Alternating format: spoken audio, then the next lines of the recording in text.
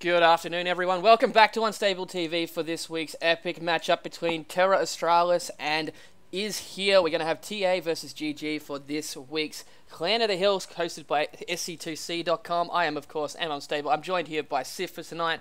And how you going, mate? You intense to see these games? I've been looking forward to this all week. I mean, two of my favourite clans duking it out in the best of 7. I mean, what are your thoughts about the matchup tonight, Unstable? Well, I think you and I summed it up pretty well this afternoon when we were debating who was actually going to win it, whereas I was heavily favoured for the TA guys, considering they do have the powerhouses of Pinder, Death, Edge, and Voices. But then again, I haven't actually seen much of Clan GG, or Is Here. Yeah. I haven't seen a lot of them play. I've seen Miz play a couple of times, but that was a few months ago, and no doubt he's improved tenfold since then if he's actually been trying to practice. So here we go. We are going to be on Metalopolis for Game 1 with Miz lagging. Yeah. Okay. There we go, Metalopolis close spawns. We're going to have TAsmace as the red Terran down at the 9 o'clock position. And we are, of course, going to have GGmiz as the blue Protoss at the 12 o'clock. So, not many people on this cast would be very familiar with either clan. So you want to give us a rundown of who Is Here is, a couple of their members as well, just to get people to know what they're going to see tonight? So for the people that are unaware, GG is a reasonably new clan. It's just been dubbed over the last month. It's called GG because it stands for Good Game. The actual clan is Is Here. So they've formed a tightly knit group. Every single one of their players is in the top 200 in SEA. Miz, who we're currently watching now as the Blue Protoss, is currently ranked as number 18 in his Diamond League, and he's got an exceptional amount of builds because he's a random player. So to see somebody at that kind of level, when they're a random player is really, really extraordinary. And then on the other side, we've got TA. So Terra Australis, they're known as, which is also a tightly knit group of really top tier players. And as you've already mentioned, they consist of the people that we hear about a lot, like Pinder and Death. Yeah, absolutely. TA also a very, very old school StarCraft 1 team. I believe TAsmace is from years and years ago when he joined up with them back in StarCraft 1 when they played the clan leagues on IC Cup and all that kind of stuff. So it's going to be interesting to see how it runs. And especially the way you were talking about before, because Miz is a random player, he really knows the timings a lot better than most players, simply because he has played both sides of the fence. Neither player has actually scouted each other yet. I'm kind of surprised that we don't see a scout coming out from Miz yet. He's sending us already on 16 supply and no probe. I'm not really sure what that's about. Hopefully it's very interesting. I mean, usually you would. I mean, I'm a Protoss player currently, and usually you would, hold back your scouting, until you get that gateway produced. But he actually waited until he got the 16 pylon. So just for those guys who haven't been able to keep track of Mrs. build or his build order, he's gone 9 pylon. I believe it was a 12 gateway into a 16 pylon. And then he's got his Cyber Core after both pylons. So he's gone for a very heavily favoured economic build, really chrono boosting out those probes, wanting to make sure he keeps in front of the Terran, who obviously can cool down mills. Yeah, definitely. Just something to note here that I noticed from Miz. When I played Protoss, I usually always did a 9 scout, a pylon scout, just because exactly what happened to Miz right then can't happen to you. It's a 4-player map. The chances of you scouting them last are about 30%, sorry, 50-50. Yep. And what happened was his probe actually ran past the line, ran all the way back, because if you can't see something blocking a choke, the probe will go to the closest possible place it can. So it ran all the way to the edge here, then actually went to turn around and go to the second position down here because it couldn't actually get up the ramp. And you really want that probe in there to see what's going on. You want to see the second tech structure coming down from the Terran, which is actually going to be a factory for TAsmace this time. Yeah, I think it's a really good point there, Unstable. I think, when you're versing a Terran, I mean, it's one of the things I like to favour is to get the probe on the 9 scout as well. So 9 pylon, use that same probe to go and scout. And the reason for that as well is that probe can be really pesky as far as Terran build's concerned. If you do manage to scout him first in a 4-player map, you're going to have enough time to do some damage to the SCV building the barracks. You're also going to be able to get into the middle line and maybe attack some of the SCVs there. Usually if you can micro your probe well, you'll get 1 or 2 kills at least before they can pop out a Marine to get rid of your pesky probe. So if you can trade off by killing 2 SCVs for the price of 1 probe, by utilising the fact that they can take 3 hits, run away, regenerate the shield, and then go back and attack that same SCV, it can really work in your favour from an economic point of view. Yeah, and while you're just explaining that, we have noticed here that Miz is going for a fairly popular 1-gate expand. It was popularised on SEA server, at least, by Pinder, who stole it from, I believe it was Huck, I'm not precisely sure. But it's a very strong build. I don't like the fact... Whoop, we got to pause. What's going on? Oh my god, so much lag. Okay, so continue on though. The fast expand, reasonably solid build against Terran, as long as you chrono boost out Stalkers and Sentries to start off with. And then moving into Zealots after you've got a few Stalkers. And the reason for that is you need Stalkers to stop any kind of possible harassment from Reaper or Hellion. And as we can see, we actually have a Hellion moving towards Miz's base now. So the Stalkers will be there, hopefully, to counter that. But it will come down to micro. And then furthermore, those sentries that he'll be getting in later will be able to really effectively deal with any kind of bio rushes due to the fact that you can force field behind the bio and get Zealots to run in and carve them up. Yeah, definitely. And I was actually speaking to Pender last night on the SCA Fighting, which the VODs will be up on my YouTube shortly.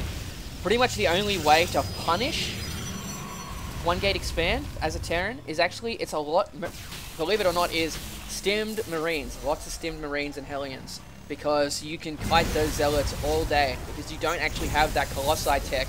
You don't have anything else. And wow, TAsmace's doing a really good job here of keeping this Hellion alive. He definitely doesn't want to take that blow early in the game. But it looks like he might actually lose it with this sentry going in. Oh, unluckily, runs the wrong way. But it looks like we are following up with a 4-gate here. So, I mean, the something thing is, I just got to note. Sorry, something I just got to note. Yeah, this is extremely risky, considering that Miz has seen that Hellion. It is going to be extremely easy for TAsmace to drop down a starport, and if he'd been going Cloak Banshee, it was pretty much over for Miz right then.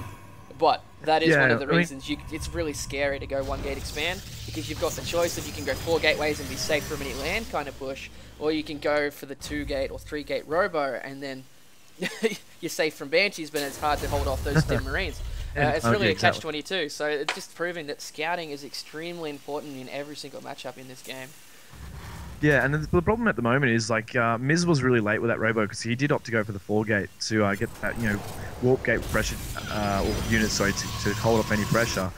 He's really late with the robotics facility, and he hasn't actually had a good look at any kind of tech. So what he's doing right now is running his probe up, which gets taken out very quickly by a whole bunch of Marines, and he's got a Thor as well. Now, this actually has been really popular recently. I've been playing a lot of games at the top of the Diamond Ladder, and against the top tier players, and they've been favouring this Thor Marine tech versus Protoss, and there's several counters to it. But what are your thoughts on this build?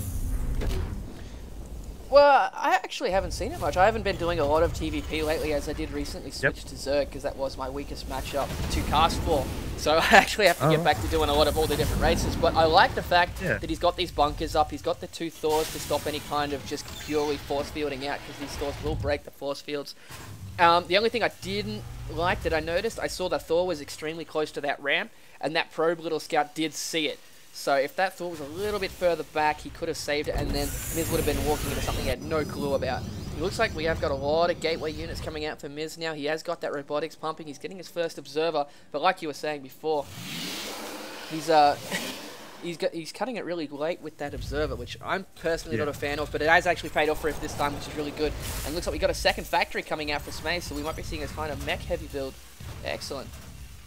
Yeah, no, it's really interesting to see. I mean, looking at the gateway units versus TAsmace's, more mech-heavy / marine army, the values are actually really, really close. So we're looking at 72 supply for TAsmace, and 76 for Miz. So although Miz has got 4-gate 1 robo, now with a 5th gate online but hasn't warped it yet, we're seeing the production value of the army reasonably the same, even though TAsmace has only got 1 Rax and 2 factory.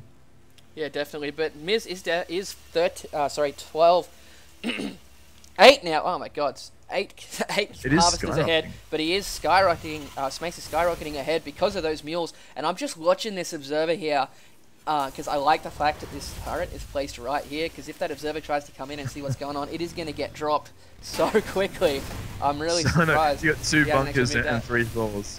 Yeah, he's not going to live off that. I like the fact that TAsmace is now starting to get a bit of a look around. If we have a look at his view, he has only actually seen that expansion. He hasn't seen any of the extra tech. And coming from Miz's point of view as well, he hasn't seen much at all. That observer does see the units at the front, but it looks like we got the Hellions up the front. No, I think he's going to see this army and just back off. He does not want any part of that. I like the fact that Miz is spreading out his army a little bit to minimize any kind of any kind of EMP play, even though we don't actually have a Ghost Academy yet, but it is just finishing now for Smace, so he's going to be mixing that up. I really want to see some kind of AoE coming in from Miz fairly soon, because he does have that Zealot charge, which is great, but because Miz is getting that Infernal Pre-Igniter upgrade, those Hellions are going to roast them alive. Even though they're so effective. Yeah, definitely. Especially versus those Zealots, because all the Zealots really are something to tank the damage, and if they get one-shot by 4 or 5 Void Flame Hellions, it's kind of pointless to have them there. But yeah, completely. And one of the things as well, I mean, Thors are incredibly robust, especially when you have, you know, SCVs repairing them. So they can take quite a lot of damage from Zealots. Now, I think as far as army composition goes, we do have a bit of a favouring of Smace at the moment. Like, his army probably isn't worth as much at the moment, but as far as the composition goes, I mean, you've got Marines there, which are excellent at countering anything that's light, like Zealots. You've got Thors there that are excellent at countering, like, Stalkers. They can take a lot of damage from Zealots as well. And then you've got the Hellions in the background there, so using the Thors as meat shields... Yeah, you might have to hold that thought as Miz is pushing in here with all his units. He's not actually getting a little funnel in. I'm not a fan of that. His Zealots did take out their first bunker. Guardian Shield everywhere, but I think he did not expect this amount of Thors, because he is very Stalker heavy. The Immortals are getting focused down, which is great control by Smace there, and just so many Thors roasting these Stalkers alive, and things do not look good for Miz right now. Yeah, exactly. I mean, Thors are the perfect counter for Stalkers, and we just saw, you know, unfortunately, Miz's complete Gateway army there get absolutely owned. He's got one Immortal that's fleeing at the moment. It's being chased down by Hellions, which is kind of a joke, because Hellions do next to no damage to an Immortal. The Immortal will actually manage to get away, run back to his Stalker buddies, but not for too long, because these Thors are coming down the ramp in force. And oh no, what do you think Miz is going to be able to do to prevent this attack? Oh, I don't think he's going to be able to do anything, to be honest. There's too many Thors backed up by SCVs. Really smart play by Smace, and unfortunately just a little more scouting from Miz and he would have been more prepared. So looks like, I don't want to call it too early, but I'm pretty sure Smace will take this one and give TA the 1-up. Well, we definitely have the fast expand going down, so Miz has lost that early economic advantage completely by mass Thors taking it down. We had those Hellions with the pre-igniters get in, and Miz has called GG already, so GG loses one, and we look TO, Smace will still play and make it to the next round. Alright, so it was fairly impressive play by Smace then. I like the fact that he did micro those Thors to target down those Immortals first, because they did do the most damage to him. And he also had those SCVs positioned perfectly, so nicely done. The only thing I could say I would have